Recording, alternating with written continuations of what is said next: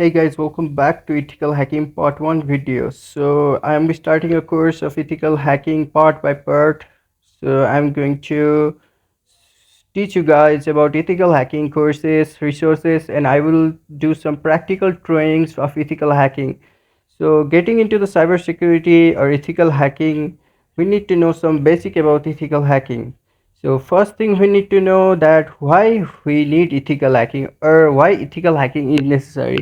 So there are variety of reasons that ethical hacking is important in our day-to-day life. If you are a computer student or if you are a computer science student or if you want to study further in computer related subject in your further future, so you need to know or learn about ethical hacking. So this is the episode 1, or we can say part 1 of ethical hacking video. I will upload ethical hacking video day by day or some in a week. So I will complete the whole course, but getting into the course we need to know some basic knowledge about ethical hacking. After that, completing that basic knowledge, we will go on our training videos in which I will teach you some ethical hacking tutorials or ethical how to hack something or how to hack vulnerabilities or how to get into the hack. So let's get into some basics. So why ethical hacking? So ethical hacking is very necessary in our day-to-day life. So there are a variety of reasons that ethical hacking is necessary. For example, to prevent hacker from gaining our access, or to uncover vulnerabilities, or to strengthen the organization power. For example, let us take an example. To organization have very secure or we means very potential data. To secure that, we need to have ethical hacking to safeguard the data, okay, to enhance security awareness. So these are the basic reason why ethical hacking is necessary. So you may think which type of people are necessary for ethical hacking. So let me say you knowledge, those person who have knowledge of security area, or those person who have ability to learn, or those person who have strong work ethics can join ethical hacking. So after knowing this, why ethical hacking is necessary and who are the people necessary for ethical hacking, let us move into another topic. So you may be always curious that how many type of hackers are there. So our next topic is types of hackers. So if you watch news and keep it up with technology, you know what a hacker is, yes? But you may not realize hackers fall into different categories known as black hat hacker, white hat hacker, gray hat hacker, etc.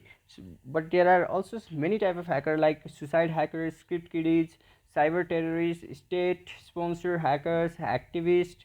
But we will go on them on later. So let us know about who are black hat hackers. So black hat hackers are criminals who break into computer network with malicious intent.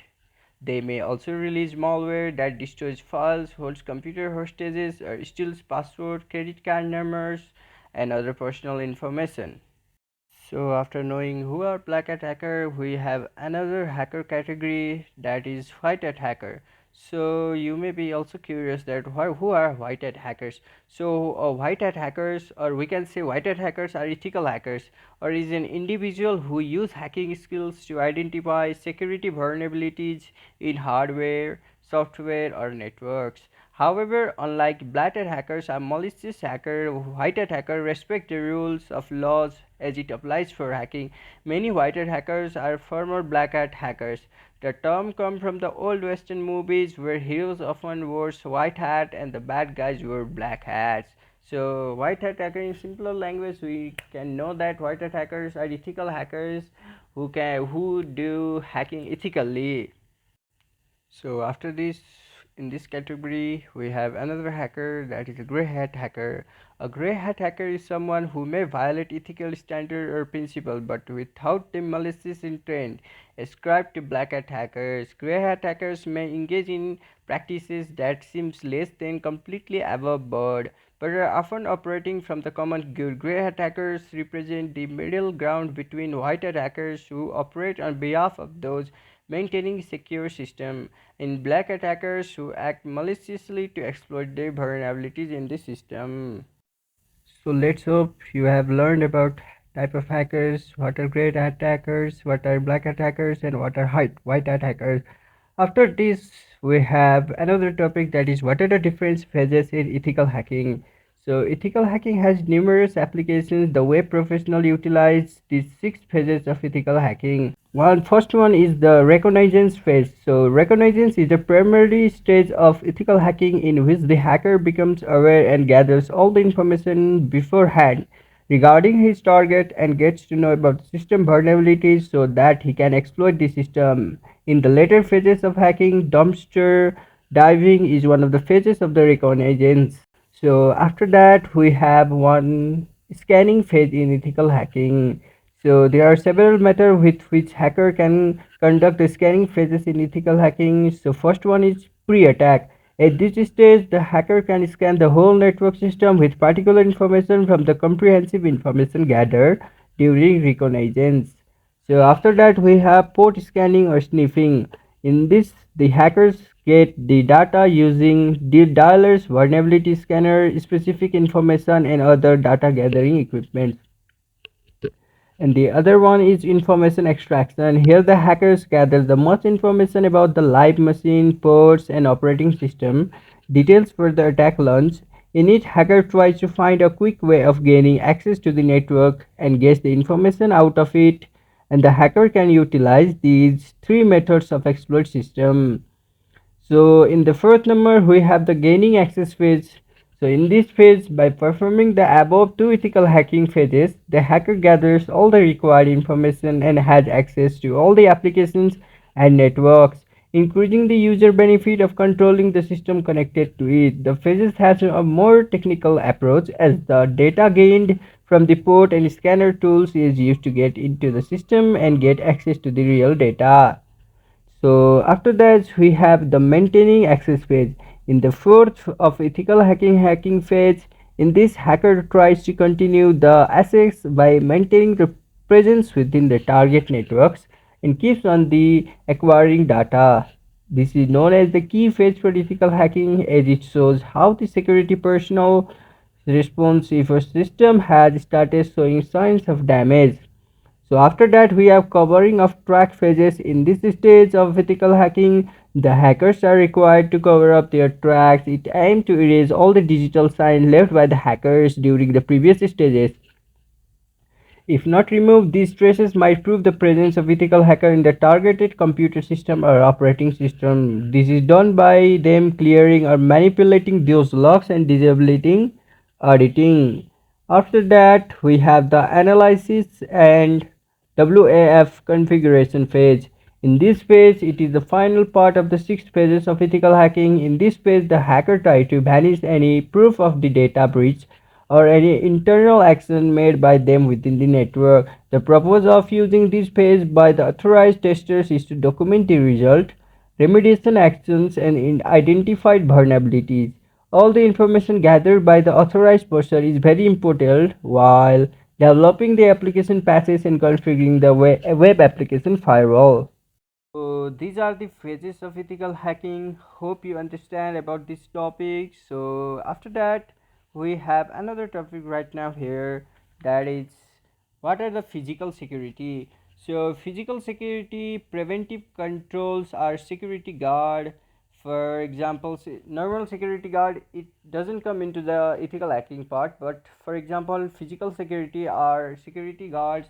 And we have detective control, that is CCTV and motion detector. After determination of a control, we have warning sign. For let us take an example. If a hacker tries to hack a system in any bank, or I think in any organization, the determined control warning sign shows up the warning signs like red alarm. So after that, we have recovery control, that is backup system and recovery plans. So this was a little small topic that is not too much important, but I have teached you already about it. So better to write down it in your notes. It might be a little bit of important, but that's not too much important like that. So moving into the our last topic of this video, that is penetration testing. So getting into the penetration testing, Let me define you what is a penetration testing. A penetration testing is known as a pen test or ethical hacking, and it is an authorized simulated cyber attack on a computer system. It is performed to evaluate the security of the system, and this is not to be confused with a vulnerability assessment. So after that we have why do hackers do penetration testing, or why a ethical hacker do penetration testing.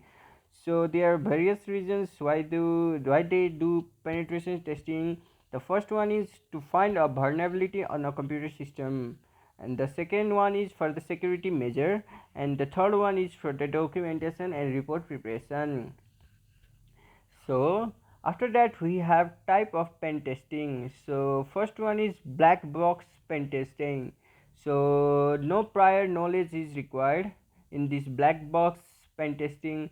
So we have white box pen testing in the second number. So in this we need to know complete knowledge about the pen testing. After that we need to know about gray box pen testing. In this gray box pen testing we need limited knowledge, or the hacker need limited knowledge about the pen testing, so they do can perform penetration testing. So thank you guys this much for today's video. This is the part 1 of the video where I have teached you about why is ethical hacking, what are type of ethical hackers, type of hackers, about pen testing. So in the next video we will going to learn about internet, some IP addresses, and some exploit or public IP versus private IP. So this much for today video. Hope you understand what I have taught in this video.